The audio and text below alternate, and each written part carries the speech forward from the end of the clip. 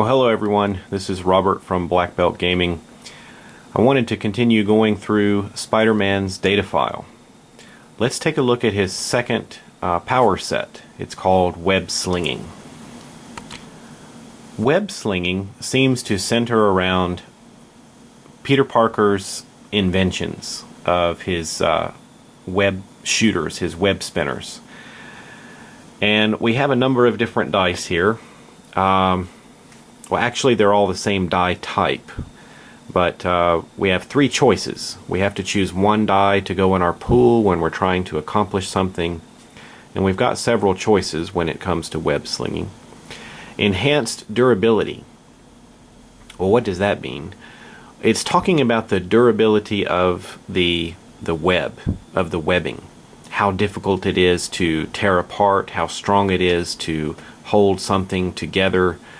You know, if he puts the webbing on a thug and ties him up, the thug's going to have to be able to beat the durability to tear the webbing off. For a weapon at D8, Spider-Man occasionally uses his webbing as an attack. Sometimes you've seen him in the comic books or even in the movies sort of ball his webbing up and shoot it as kind of a projectile attack, knocking people out or striking them in the chin, and sometimes knocking the guns out of their hands, all kinds of different things. And then, of course, probably what he's seen doing the most is using his webbing as a swing line, traveling around. This would definitely be a movement type of power. So what would the D8 mean in comparison to other kinds of abilities and weapons out there? Here we see a section on durability, and it sort of talks about the different levels, D8, D10, and D12. Something with enhanced durability is something like toughened skin and muscle, something that can withstand minor blunt trauma or pain at low level, and low level extremes of heat and cold. So it's pretty strong, but it's not bulletproof or anything like that. So occasionally you might see Spider-Man spin a shield or some side of protection or cushion out of his webbing, and in that instance you might see him use this enhanced durability to add to his die pool to help protect himself. So there's an example. Using Spider-Man's webbing as a weapon would fall under the category of attack power, and it's really classified into things such as blasts and weapons, and we have D6, D8, D10, D12. The webbing was coming in at around a D8. It's capable of greater injury or harm, roughly equivalent to automatic weapons and small explosives. So if Spider-Man really wants to use his weapon, his webbing as a weapon, it can be pretty effective. This could also include him using his webbing to pick up, let's say, a large piece of stone and swing it around and hurl it at the enemy. Anything that's going to make use of his webbing as an attack. So there's lots of different ideas that you could put together and creative things. If you remember the first Spider-Man movie with Tobey Maguire, he was fighting the Green Goblin, and he shot out his webbing, grabbed onto a section of stone wall or brick wall, and pulled it as hard as he could and brought it down on top of the Green Goblin there in one of the final fight scenes. So there's a lot of creative ways you could make use of your webbing as a weapon.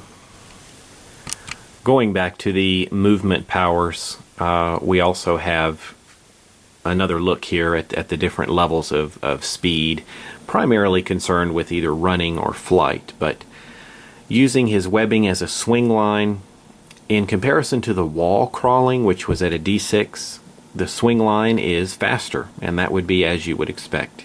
So that's going to be up around a D8, allowing him to go pretty fast. It could be comparable. You know, you have the running speed, which means you could be as fast as a horse. And if you're talking about flight, a D8 is going to allow you to fly as fast as a missile or a passenger airliner. So something with a swing line is going to allow Spider-Man to make pretty good speed through the city. We also see with web slinging, we've got a few SFX, or actually 2 SFX and another limit down there. Well, let's take a look at the first one. It's called Grapple. It says you add a D6 and step up the effect die by +1 when inflicting a web-related complication on a target. Remember, complication is different than stress. This would be a good chance to imagine that Spider-Man is using his webbing to tie up a thief or a burglar. Shooting his webbing around his arms and legs. This is a complication. Spider-Man's not attacking him, trying to knock him out at this point. He's trying to immobilize him, and that would be a complication. So when he's choosing his die pool, and he would probably choose here enhanced durability, you would add a D6. So you would add another D6 to your die pool. You'd roll your dice. And then whatever your effect die was, let's say you rolled all your dice and you chose a D8 as your effect die. That's how much of an effect your action had. You could step it up 1. So it could go from a D8 to a D10. And it would become a D10 complication on that target. So remember, to remove the complication, you know, that's a whole nother story. The thug or whoever is going to have to try to remove that complication to get the webbing off. Another one, web constructs. When creating web-related assets, add a D6 and step up the effect die by +1. Well, an asset is where a complication kind of hurts the enemy. An asset is something that helps you. So let's remember that example I mentioned before about when Spider-Man might put together some webbing to make a shield or some sort of little wall or something between him and an explosion. Well, that would certainly make sense to use enhanced durability there, because the webbing is taking the brunt of the damage. So when he's making a construct like that, it's considered an asset, and he gets to take another D6 and put that into his pool, and then just like with the grapple, he gets to step up his effect die +1. So his webbing can make some quite effective constructs of different kinds. A limit, exhausted, shut down web slinging to gain 1 plot point. Recover power by activating an opportunity. That's when the opposition, usually the watcher, rolls a 1. Or you can reactivate it during a transition scene in between action scenes. So easiest to just imagine right away is if you wanted to shut down web slinging, Spider-Man's out of fluid, so he can't shoot any more webs. So it's shut down, and he's not going to be able to recover that power until he activates an opportunity and says, oh, I found a spare cartridge in my belt. Or during a transition scene where he might head back to his apartment and reload his web shooters, something like that.